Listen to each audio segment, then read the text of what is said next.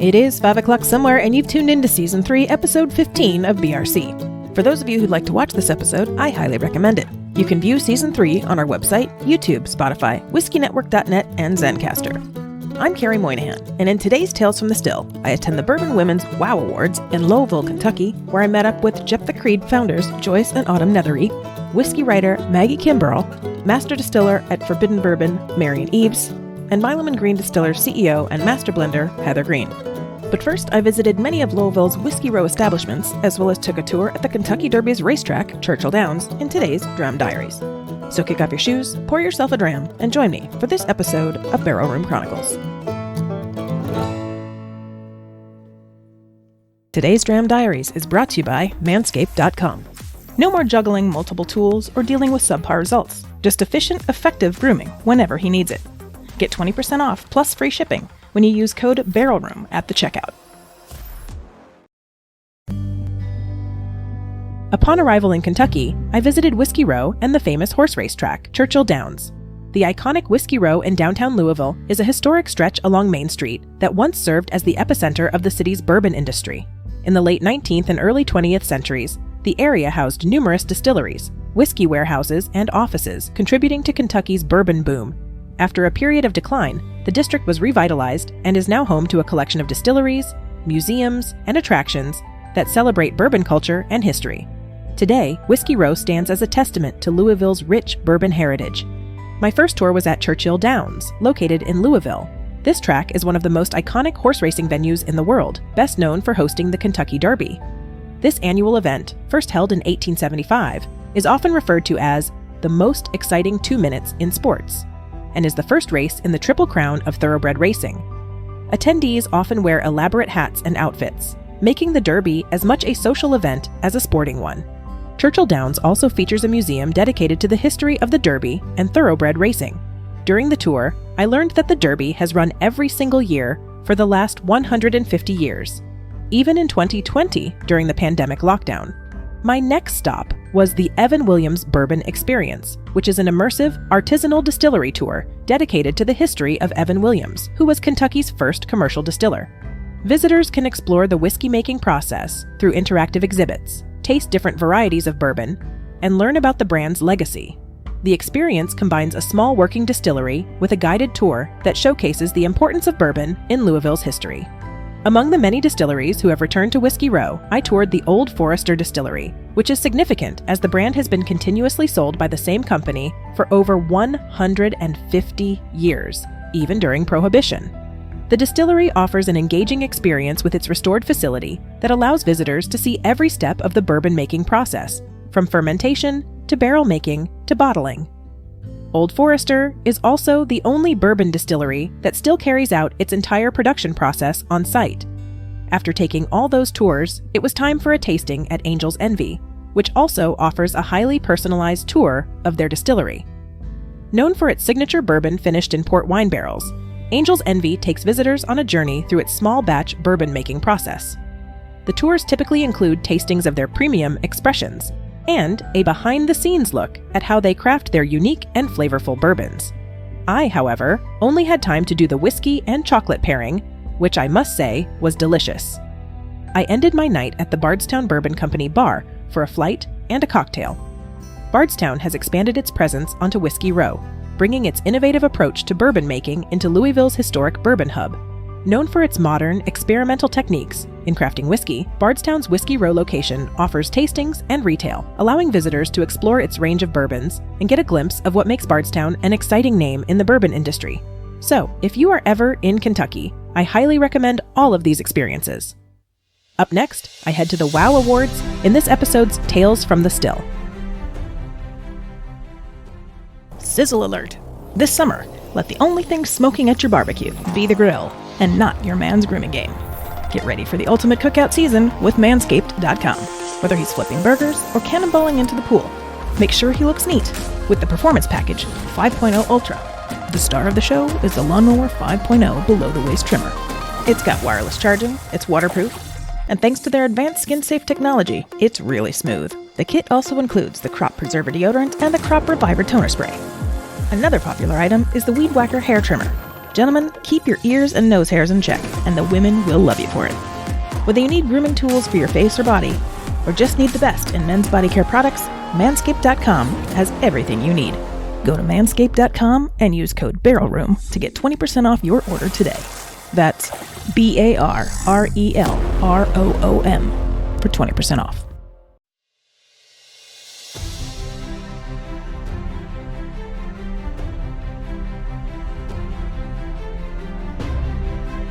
The Bourbon Women Association and the Bourbon Women Education Foundation proudly present the 2024 Women of Whiskey Awards. Women are rocking the whiskey world, trailblazing excellence, and redefining the industry.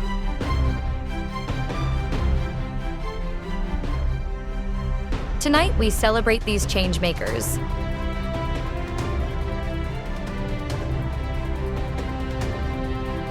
Lois Mateus, award presentation. Susan Westrom, 22 years in the Kentucky General Assembly. Award finalists are Mike Keys Alley of the Year Award, Deborah Brenner and Dr. Janice Fernhelmer. Spirits Diversity Program of the Year, Camp Runamock and Step Up Foundation. Spirits Influencer, Podcaster of the Year, Carrie Moynihan and Stephanie Bird.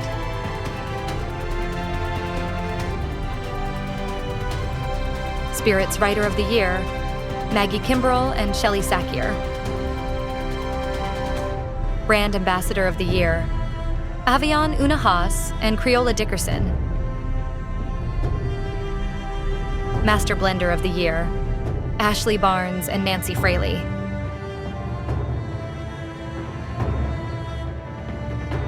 Bartender of the Year, Amy Ward and Megan Ford. Women-Owned Brand of the Year, Jephthah Creed Distillery and Whiskey Sisters Supply. Master Distiller and Production Manager of the Year, Joyce Nethery and Marlene K. Holmes. Legacy Achievement, Erica Fields and Margie A. S. Lehrman. Peggy No Stevens Trailblazer recipient, Ms. Elmer Lucille Allen.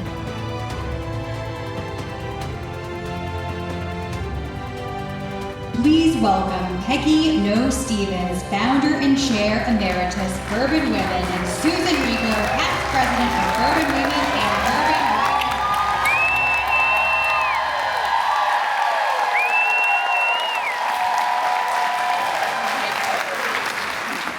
All right, we are at the WOW Awards here in Louisville. Am I saying that right? Louisville.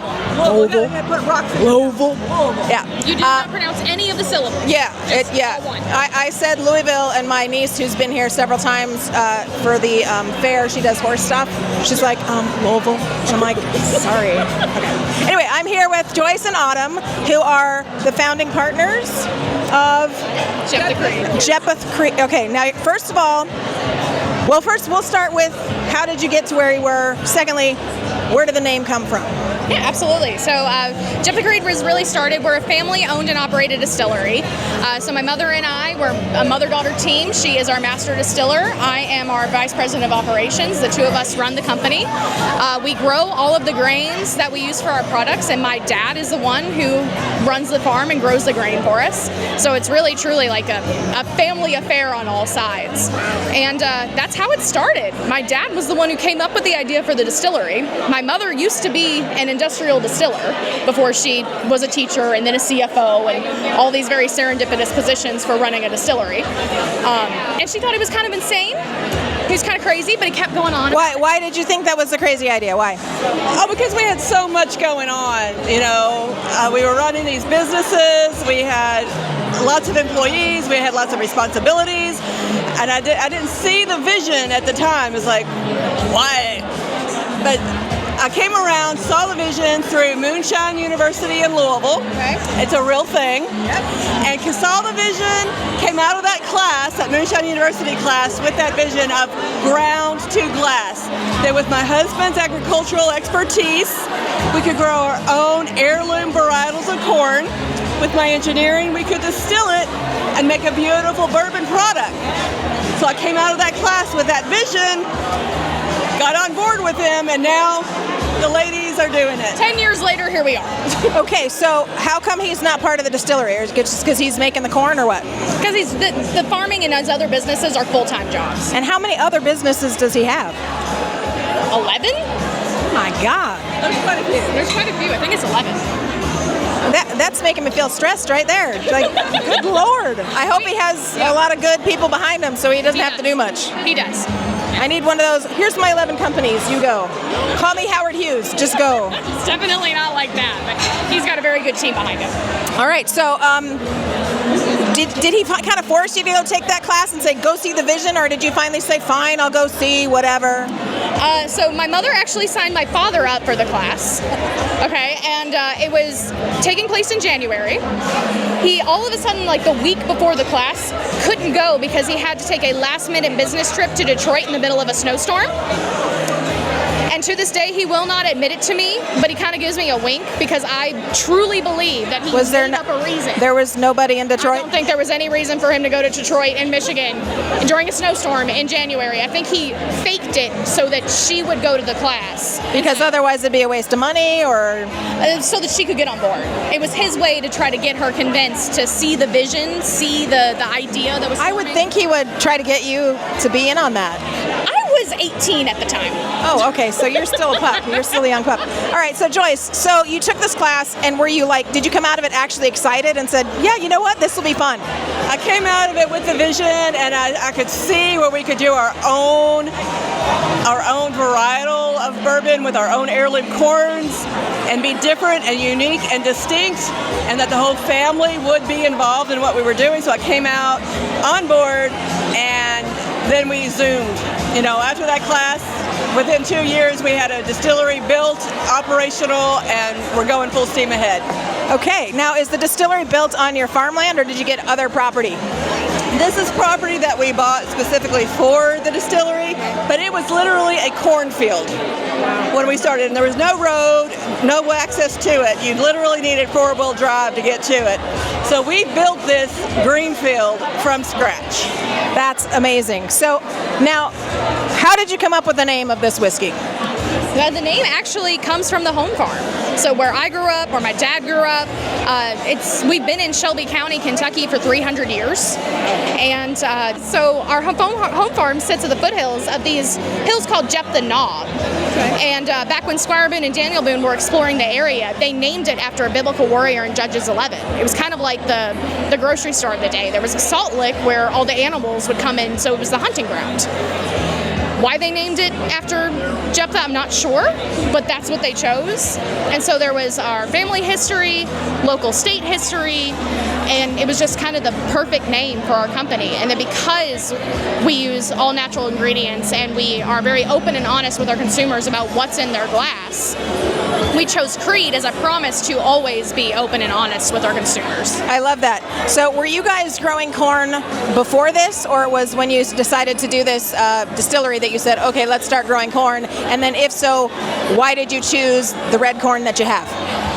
No, we were growing corn for a lot of agricultural uses. We had cattle, we have buffalo, we have pigs and chickens. You know, we have a lot of those agricultural pieces. So we were growing the corn to feed them. And the company name is actually Rut and Strut Distillery for the farm. So Rut being for deer hunting season and Strutting for turkey hunting season. So that's important in our household. So watching the deer and the turkey is something that we did and do for fun and entertainment. And we would watch the deer and the turkey go through that yellow corn to get to our bloody butcher corn to eat. And they ate it and ate it and ate it. And the deer had a choice, and they chose to eat the bloody butcher corn. So we wanted to choose it too. And it just turns out beautiful. That is fantastic. I tried both the 4-grain and your bottle and bond back here.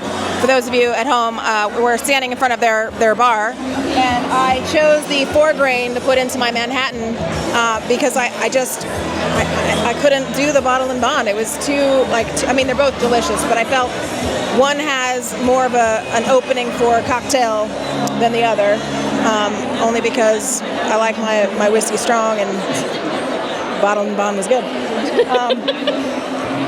So it's 4-grain, and I don't usually like 4-grain. So what are the 4 grains, if you're allowed to say? Yeah, no, again, part of that creed, we're open and honest. So it's Bloody Butcher corn, malted rye, malted wheat, and malted barley. So good, so good. You're in how many states right now? We're in 10 states. We're in Kentucky, Indiana, Ohio, Tennessee, Illinois, Missouri, Colorado, Texas, Florida, Georgia. And you're coming to California when? In a few years. It is on the list, but it is for another few years. We are pretty easy here in California. We're working on it. We're getting there. And just, as I was telling your mom, you can get us in grocery stores. You can get us on a Sunday. You just walk in anywhere, you buy booze. So the people of California would love to have you. Absolutely. We'll get there someday. We'll get there soon. Well, ladies, it was a pleasure getting to meet you today and to talk to you. And Joyce, good luck tonight on your award. Good luck to you too. I hope you win. It'll be awesome. Thank you. Ditto. And I will see you guys at the ceremony. Absolutely. See you then. Thank you. Thanks. Hi. Hi, Are you a fellow nominee this evening? I am. I've been nominated for Spirits Writer of the Year. Fantastic. I've been nominated for Podcaster Influencer of the Year. Congratulations. Thank you. I hope we both win tonight. Right on. Have you been to this event before? I used to be the president of this organization. That's right. I forgot. So sorry. So how long were you president? 1 year. Is it only a 1-year term? There's not really term limits. Yeah. Well, that's good, because then you can get out after one. I know a lot of people have 2-year term limits, and then they're like, oh, I have another year to go. No, it wasn't that kind of situation. Okay, great. So tell me, how did you first get into whiskey, and what got you into writing about whiskey? So that's actually a really long story. I used to work part-time at... We have 40 minutes. Okay, perfect. I used to work part-time at the liquor store when my kids were little, and I originally thought that it would be a good idea to learn about wine because I had worked in the restaurant business for so long, and I thought, when it's time to go back to work for real, learning a little bit about wine might be a good thing, and I really quickly learned that wine people were not my people. And I was also really into the farm-to-table movement at that time. And so I looked down the whiskey aisle one day while I was standing at the cash register, and I was like, you know what? They make that stuff right down the road. I should probably learn a little bit about it.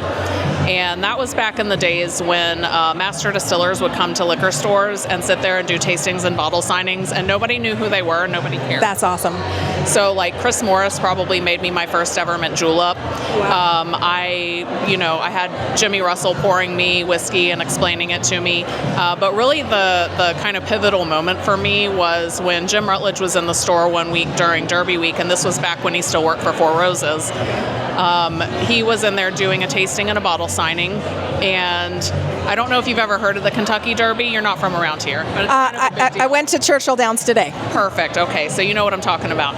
It's kind of a big deal, and it's kind of pandemonium everywhere you go, and anywhere in the Louisville area for sure, but especially, all over Kentucky. And so every time I would try to go over and talk to Jim Rutledge, a whole horde of people would come in, and I would have to go back to the cash register and ring people up. So he was packing up to leave, and it was time for me to go on break, and I was like, oh, well, I guess I'll talk to Jim Rutledge next year. And so I went back into the break room, and I was eating my sad little peanut butter sandwich by myself in the concrete-walled break room.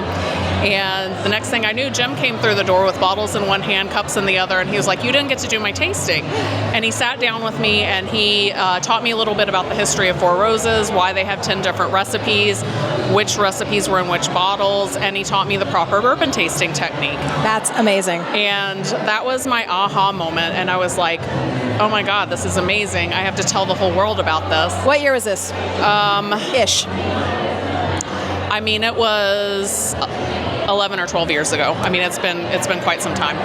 And so I quit my job and started writing about whiskey. So I've been writing about whiskey for 11 years. I'm a freelancer. I'm the content editor of American Whiskey Magazine. I'm a contributing editor for Whiskey Magazine. I am the chair of judges for the World Whiskies Awards in North America. And You're kind of a big deal, I'm just going to say. yeah, my husband jokes that he's going to get a t-shirt printed up that says, "Have you met my wife? She's kind of a big deal."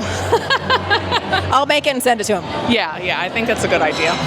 But yeah, so that was when I really got into bourbon. And, other than, bourbon, when you're from Kentucky, bourbon, I like to say it's just kind of in the wallpaper. It's just kind of there. But that was really the first time that I realized, like, oh, hey, this is actually something I should, learn about and get to know. And it has become my passion. So I've been writing about whiskey and judging whiskey professionally for about 11 years now.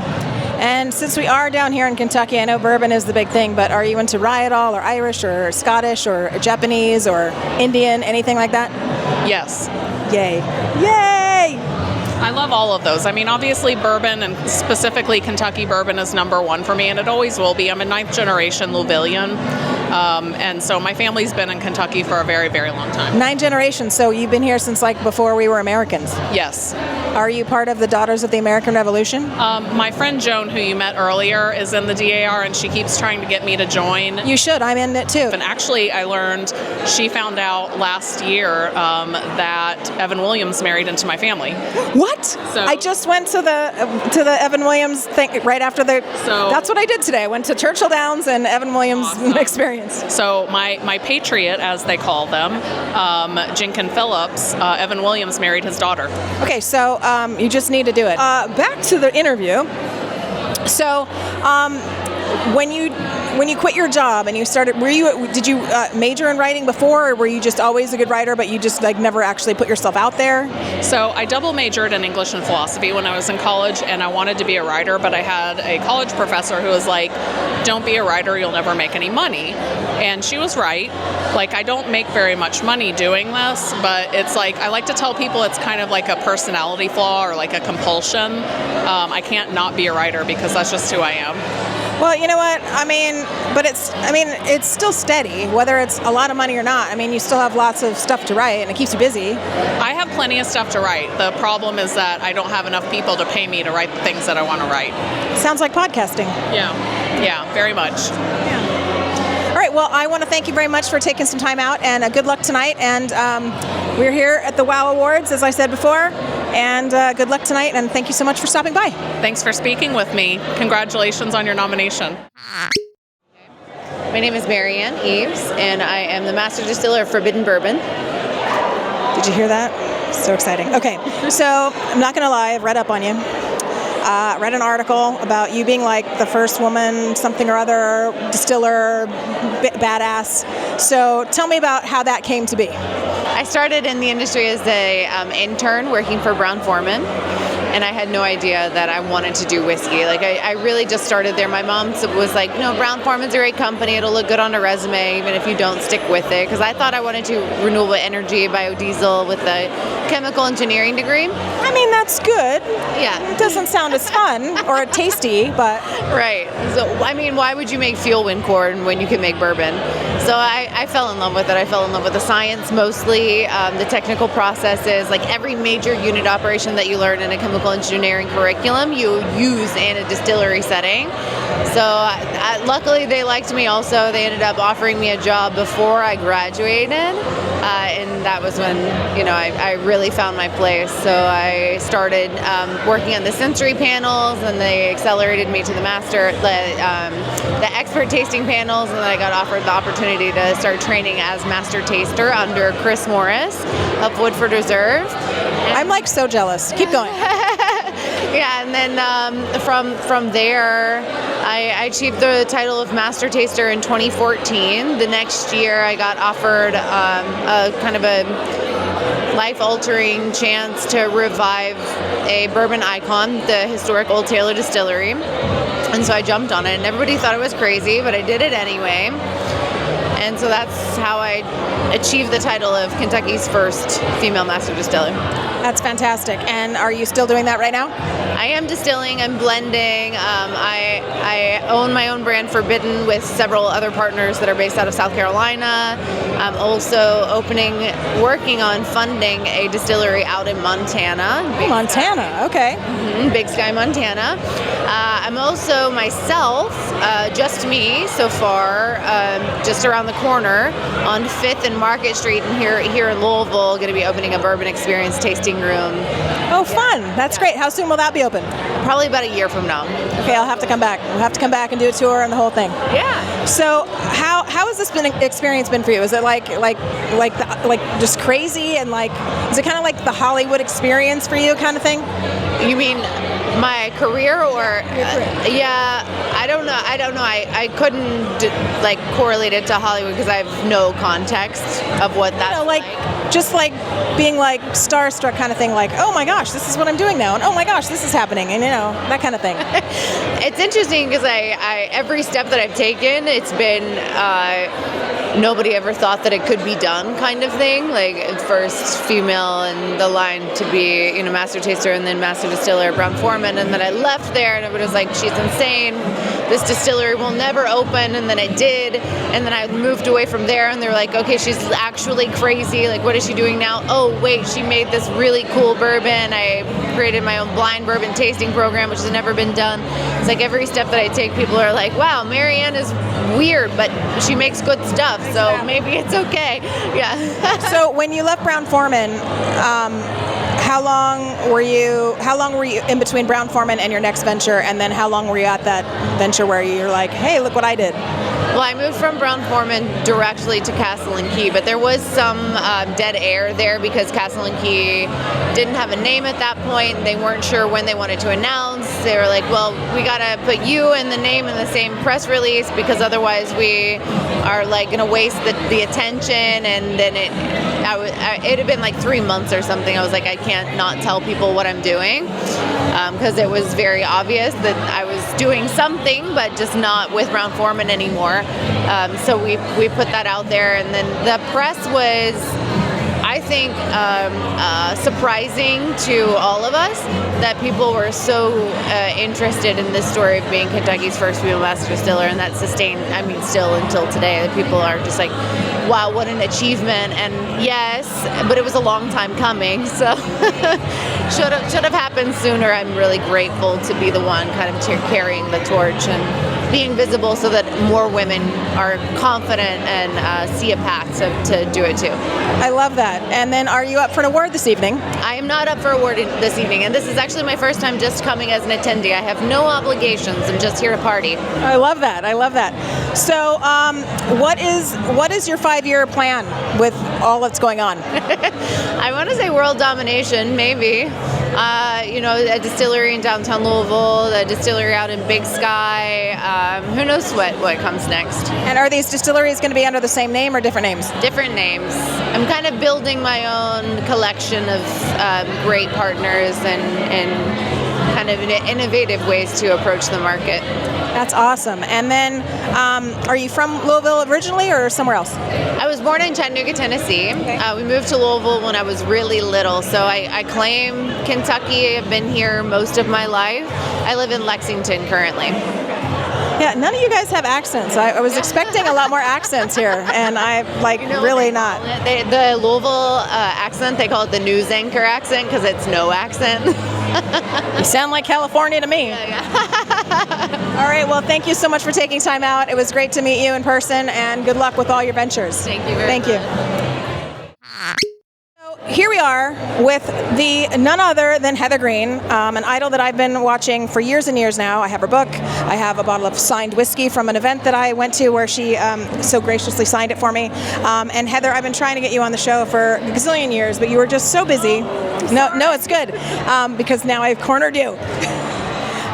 So, Heather, for those who have been sleeping in a shoe and don't have any idea who you are, where you came from, give us a quick background of your whiskey journey and how you became who you are at Milam and Green. Sure, I like that. Sleeping in a shoe, is that what you said?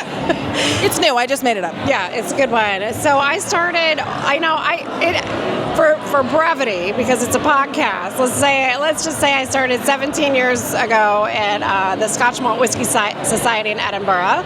Traveled through being an ambassador for the Scotch whiskey industry.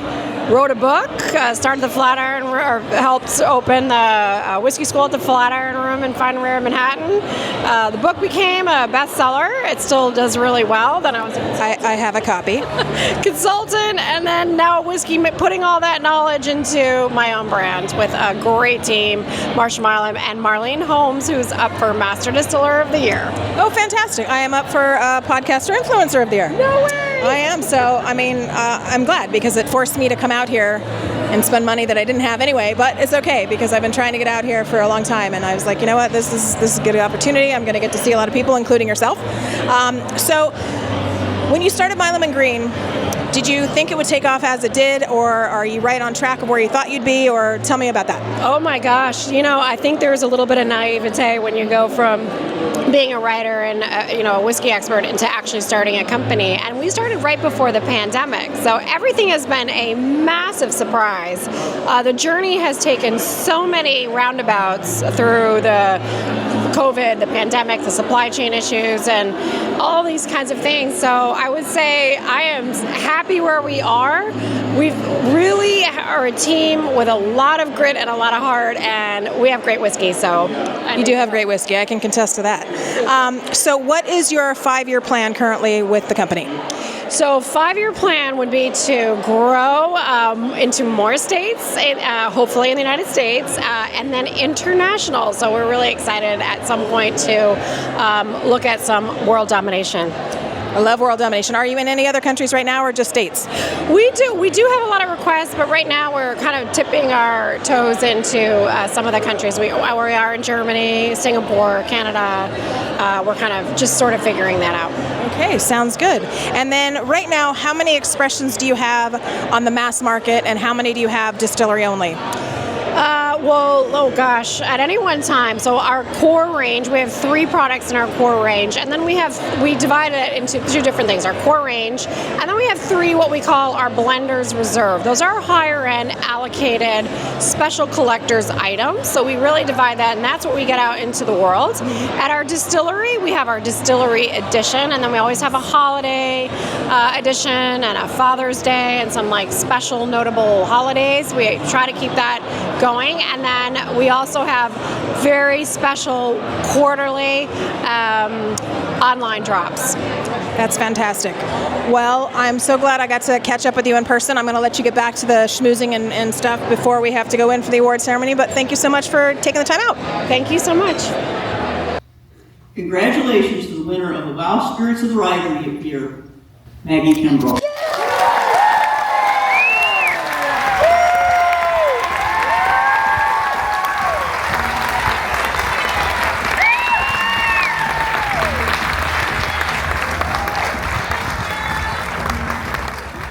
Congratulations to the Wow Spirits Influencer Podcaster of the Year, Carrie Monahan. Yes.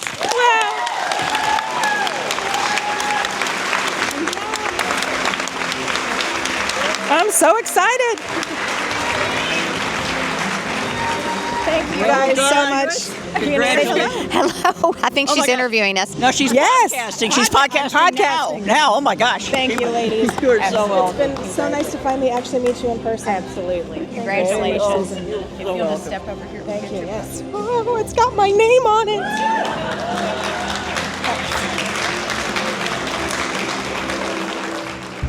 And the winners are Mike Key's Ally of the Year, Dr. Janice Fernheimer, Spirits Diversity Program, Camp Runamok, Spirits Writer, Maggie Kimbrell, Spirits Influencer, Podcaster, Carrie Moynihan, Bartender, Amy Ward, Woman-Owned Brand, Whiskey Sisters Supply, Brand Ambassador, Creola Dickerson, Master Blender, Nancy Fraley, Master Distiller, Production Manager, Marlene K. Holmes, Legacy Achievement Award, Erica Fields. Peggy No Stevens Trailblazer Award, Ms. Elmer Lucille Allen.